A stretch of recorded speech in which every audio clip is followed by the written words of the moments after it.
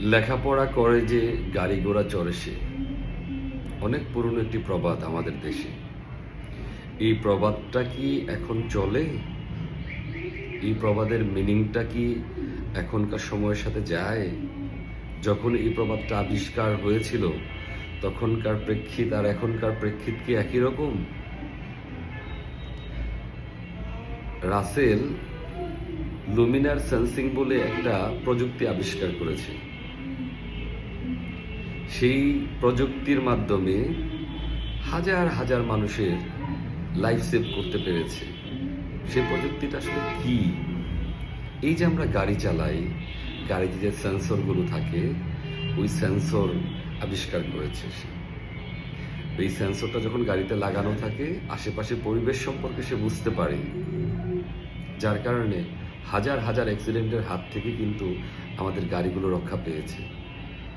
সেই ক্ষেত্রে মানুষের লাইফও সেভ হয়েছে। এই রাসেল এইটা যে আবিষ্কার করেছে, তার এই আবিষ্কার এখন টয়োটা, ভলভো, মার্সিডিজের মতো বিখ্যাত ব্র্যান্ডগুলো সেইগুলো ব্যবহার করে। মজার বিষয় হচ্ছে রাসেল কিন্তু কোন ইউনিভার্সিটি কলেজ থেকে এই শিক্ষা গ্রহণ করে নাই। তার এই ক্রিয়েশন সে কোথায় পেয়েছে তাহলে?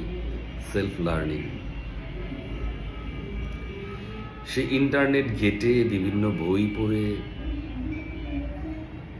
4 বছরের পড়াশোনা সে মোটামুটি 1 বছরই কমপ্লিট করেছে। যেটাতে কি আছে সে জানার চেষ্টা করেছে, সে শিক্ষা গ্রহণ করেছে। আমাদের তথাকথিত সিলেবাস ভিত্তিক পড়াশোনা করে নাই। সেটা বানাতে চেয়েছিল, যতটুকুন দরকার অতটুকুন সে চেষ্টা করেছে। পিএইচডি লেভেলের বই পর্যন্ত সে জার্নালগুলো ঘাটাঘাটি করে মোটামুটি 1 মাস সে পড়েছে। তারপর সে কাজে নেমে গেছে। বিনিময়ে কি হলো? বিশ্বখ্যাত। বিনিময়ে কি হলো? বিলিয়নিয়ার। আর আমরা আমাদের স্কুলে যাই, ইউনিভার্সিটি যাই, কলেজ যাই, গাদা গাদা বই নিয়ে। আমরা কি শিখি? বিনিময়ে কিছুই না। অর্জন করি কি? একটা কাগজ, যে কাগজের কোনো ভিত্তি নাই এখন।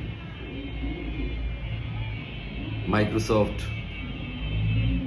তারপর ডেল, তারপর ফেসবুক, ওদের যে কো-ফাউন্ডারগুলো আছে তাদেরকে তো আমরা সবাই মোটামুটি তাদের নাম জানি, তাই না? ওরা কোথা থেকে পড়াশোনা করেছে ভাই? কোথা থেকে পড়াশোনা করে এই আবিষ্কারগুলো করেছে?